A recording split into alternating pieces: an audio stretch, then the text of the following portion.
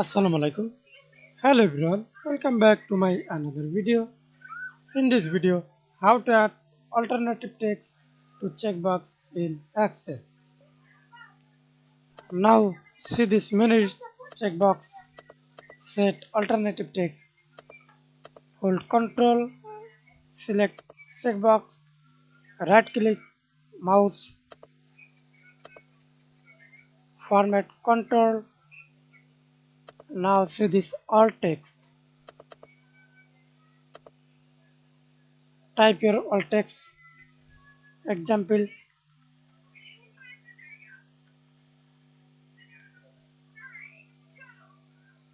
Okay.